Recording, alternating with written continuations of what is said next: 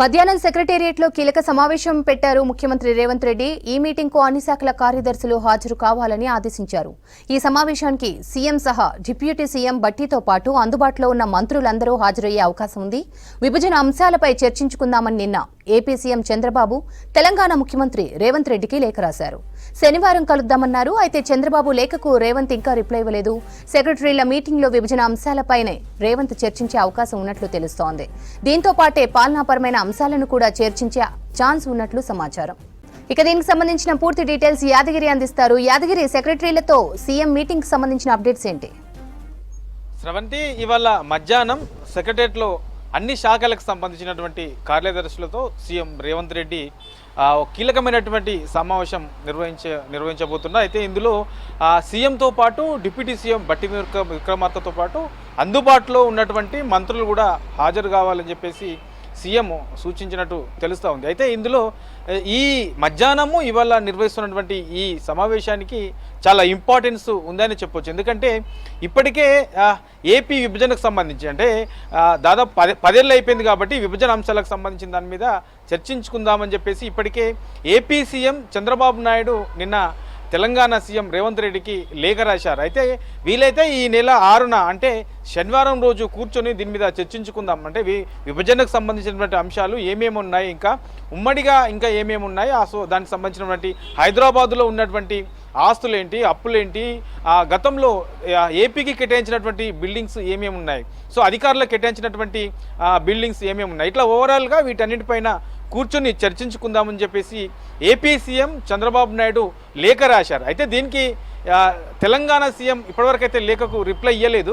కానీ ఇవాళ నిర్వహిస్తున్నటువంటి మధ్యాహ్నం సెక్రటరియట్లో నిర్వహించే అన్ని శాఖలకు సంబంధించినటువంటి కార్యదర్శుల సమావేశంలో దీని మీద విభజన అంశాల మీదనే ప్రధానంగా చర్చించే అవకాశం ఉంది. ఎందుకంటే ఇప్పటికే సీఎం రేవంత్ రెడ్డి జూన్ 2తో 10 సంవత్సరాలు పూర్తవుతుంది. కాబట్టి ఏదైతే ఇప్పటి వరకు ఈ 10 ఏళ్ల పాటు ఏపీకి కేటాయించినటువంటి బిల్డింగ్స్ అన్ని కూడా తెలంగాణకు తీసుకోవాలి, తెలంగాణకు సంబంధించి ఆ బిల్డింగ్స్ అన్ని కూడా తీసుకోవాలని చెప్పేసి మొదట్లోనే చెప్పారు. కానీ అప్పుడు ఎన్నికల కోడ్ ఉండే కాబట్టి ఎన్నికల కోడ్ కారణంగా ఎలక్షన్ కమిషన్ అప్పుడు అనుమతి ఇవ్వలేదు. సో అవి అట్లా పెండింగ్ పడ్డాయి. సో ఇక నిన్న ఏపీ సీఎం చంద్రబాబు నాయుడు లేఖ రాశాడు. ఆ లేఖకు సంబంధించిన దాని మీదనే ఇవాళ పూర్తి స్థాయిలో అసలు ఏ శాఖకు సంబంధించినటువంటి డిపార్ట్మెంట్స్ ఇక్కడ ఉన్నాయి, ఎన్ని బిల్డింగ్స్ ఉన్నాయి, సో ఏపీకి సంబంధించి డిమాండ్ ఏముంది, తెలంగాణ నుంచి ఉన్నటువంటి డిమాండ్ ఏంటి అనే దాని మీద పూర్తి స్థాయిలో ఇవాళ నిర్వహిస్తున్నటువంటి సమీక్షలో సీఎం రేవంత్ రెడ్డి అధికారులను అడిగి